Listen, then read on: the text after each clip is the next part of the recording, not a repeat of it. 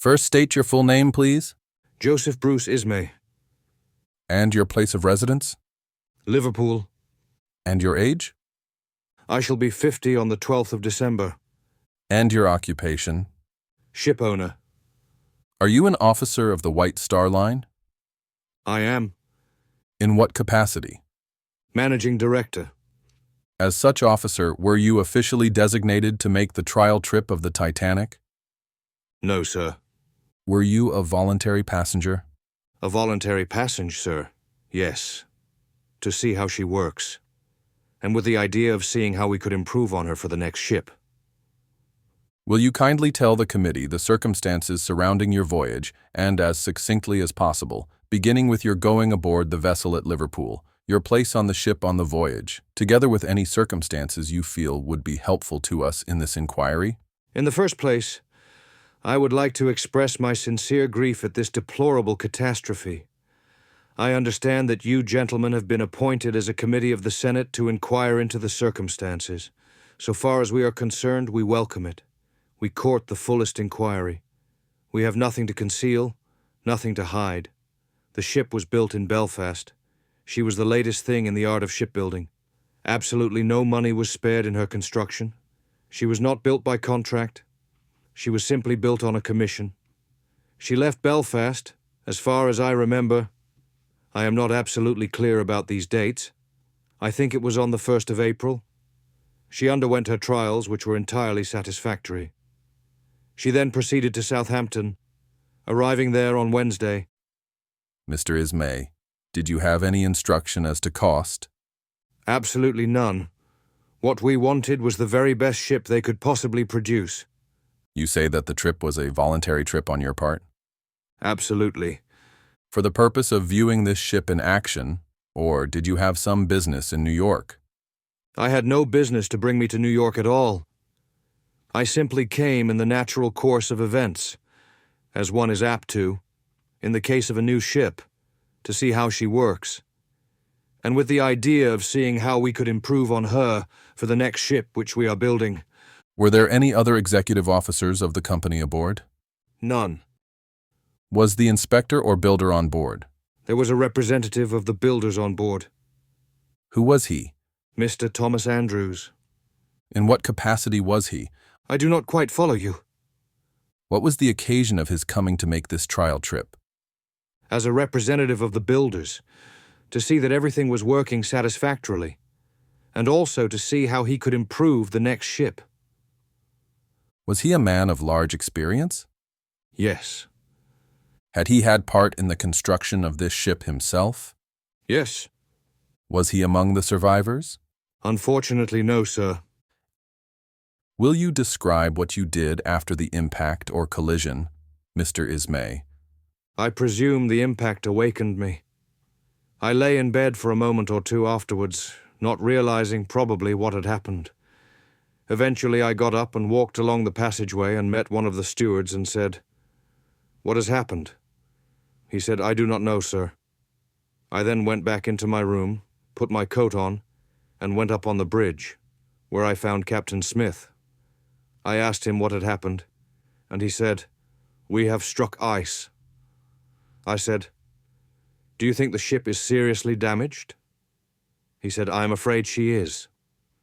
I then went down below, I think it was, where I met Mr. Bell, the chief engineer, who was in the main companionway.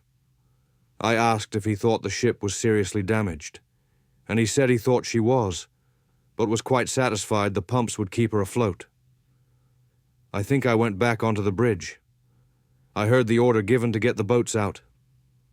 I walked along to the starboard side of the ship, where I met one of the officers. I told him to get the boats out. Did you have occasion to consult with the captain about the movement of the ship? Never. Did he consult you about it? Never. Perhaps I am wrong in saying that. I should like to say this. I do not know that it was quite a matter of consulting him about it, of his consulting me about it. But what we had arranged to do was that we would not attempt to arrive in New York at the lightship before 5 o'clock on Wednesday morning. That was the understanding?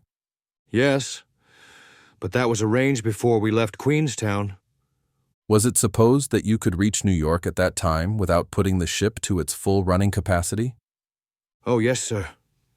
There was nothing to be gained by arriving at New York any earlier than that. You spoke of the revolutions on the early part of the voyage. Yes, sir. Those were increased as the distance was increased? The Titanic being a new ship, we were gradually working her up. When you bring out a new ship, you naturally do not start her running at full speed until you get everything working smoothly and satisfactorily down below. Did I understand you to say that she exceeded 70 revolutions? Yes, sir. She was going 75 revolutions on Tuesday. On Tuesday? No. I am wrong, on Saturday. I am mixed up as to the days. Do you know whether Titanic was equipped with its full complement of lifeboats? If she had not been, she could not have sailed. She would not have received her. Were these lifeboats the ones planned for Titanic, or borrowed from other ships? They certainly would not be borrowed from any other ship. Did you hear the captain give the order to lower the boats? Yes, sir. You left the bridge then? Yes. Did you see any lifeboats lowered? Yes, sir. Certainly 3. How did it happen that the women were first put aboard these lifeboats? The natural order would be women and children first. Were all the women and children accommodated in these lifeboats? I could not tell you, sir. In the boat in which you left the ship, how many men were on board? 4. Besides yourself? I thought you meant the crew. I did mean the crew. There were 4 of the crew. What position did these men occupy? I do not know, sir. Were any of them officers? No. What were the circumstances of your departure from the ship? The boat was there. The officer called out, asking if there were any more women, and there was no response. And as the boat was in the act of being lowered away, I got into it. At that time the Titanic was sinking? She was sinking. Did you see any struggle among men to get into these boats? No. What course was taken by the lifeboat after leaving the ship? We saw a light some distance off to which we attempted to pull and which we thought was a ship. How long were you in the open sea in this lifeboat? I should think about 4 hours. Were there any other lifeboats in that vicinity? Yes. Did you get any answer from them? No, sir. When you reached the Carpathia, what was the method of getting aboard? We simply walked up a Jacob's ladder. Was there much apparent confusion when you last saw her? I did not look to see, sir. My back was turned to her. When you last saw her, were there indications she had broken in two? No, sir.